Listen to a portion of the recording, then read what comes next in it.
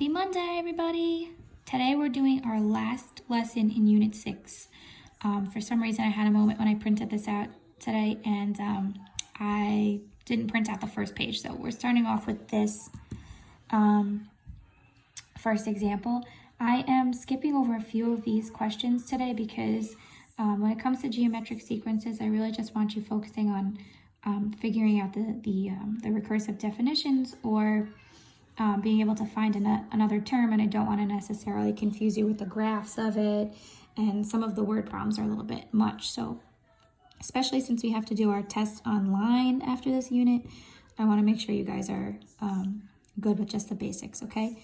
So in Unit 4, when we first encountered sequences, they just consisted of a list of specific numbers that were in a particular order. And then we talked about arithmetic sequences, where each number in the list was generated by adding the same quantity to the previous number. So we're going to warm up by practicing the arithmetic sequences. So we have one sequence where it's defined recursively using this formula. Remember, a sub 1 means the first term. So the first term in a sequence is 5. And to find any term in this sequence, what you do, remember, n minus 1 represents the previous term. So you take the previous term and add 3 to it. So they want us to find the next 3 terms. So if the first term is 5, to get the second term, I'm taking the previous term and adding 3. So I'm taking 5 and adding 3, and I get 8. Okay, to get the next term, I'm taking the 8 and adding 3, which gives me 11. And then to get the fourth term, I'm taking the previous term, 11, and adding 3, which gives me 14. Right, nice and easy. Now remember, we had a formula we could use, and I showed you guys that it was in the on the reference sheet. Okay, so if we have to find the 20th term, they want us to figure it out without listing all the terms. So in order to do that, you want to use that formula that I gave you.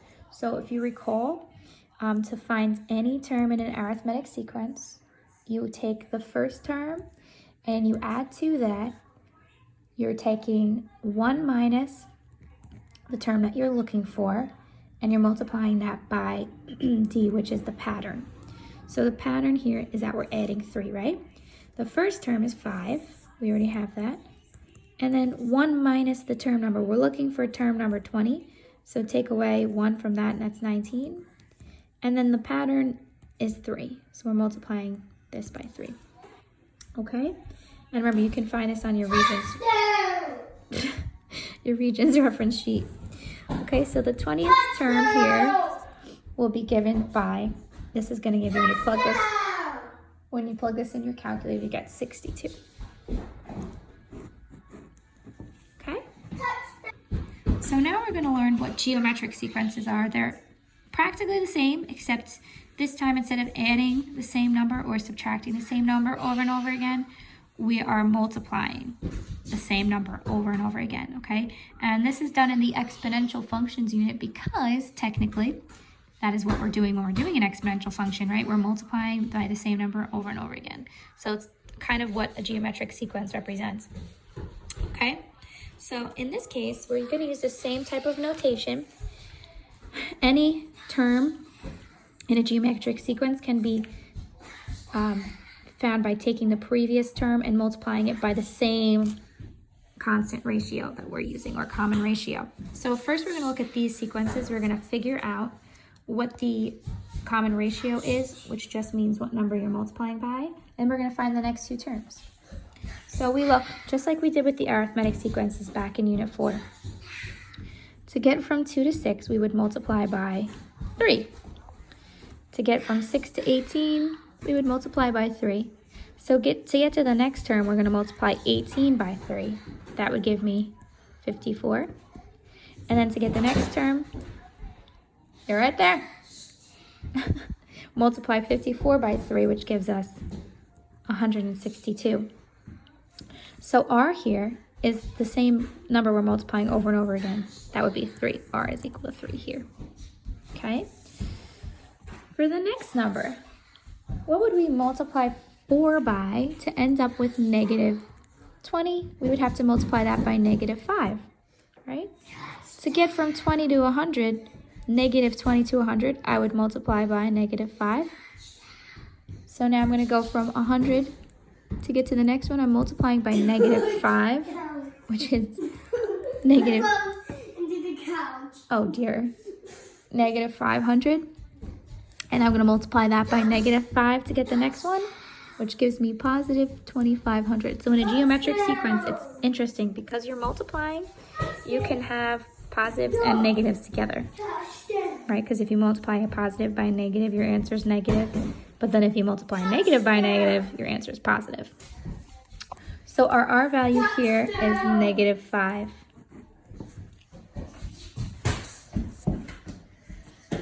So for part C, what you'll notice is that we are decreasing. So we're not ever going to be talking about division, even though you can think of this as dividing by 2. What I want to think of it as is multiplication. So instead of dividing by 2, I'm multiplying by a half. Okay? So 8 to get to 4 would be multiplying by a half. So 4 times a half is 2. And then 2 times a half is 1. So R in this case is 1/2. Okay? Okay, so just like with arithmetic sequences, we're going to be able to predict any particular term that's in the geometric sequence by thinking about how many times we've multiplied the common ratio. So, again, this is given on your Regents reference sheet. Okay, so I put it on here for you, and we're going to talk about how we can arrive at this and then how we can use it. So just quickly, what we're going to do is we're going to follow the recursive rule that's given to us. The first term is 3. So b sub 1 or b of 1 is 3. And then to get the next, any term, we take the previous term and multiply by 2. So to get b2, I'm taking my previous term, which was 3, and I'm multiplying it by 2, which gives me 6. To get the third term, I'm taking what I had before, and I'm multiplying it by 2 again. Okay, and that gives me 12. And to get the fourth term, I'm taking what I had before and multiplying it by 2 again. That gives me 24. And the only reason why I'm showing it like this is because this is Kirk's intention. He wants us to write it as an extended product so that we can figure out why this is the formula.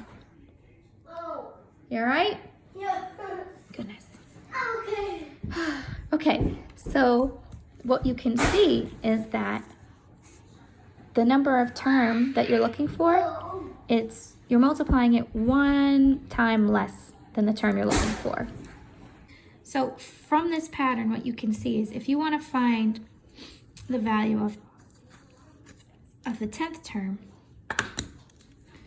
what we did before was we started out with that 3, which was the first term, and then we multiplied the 2 1 time less than the term we're looking for. So that means instead of multiplying 2, we are going to do 1 less than the term we're looking for. So we're going to do 2 9 times. But instead of running 2 times 2 times 2 times 2 9 times, I'm going to just do 2 to the 9th.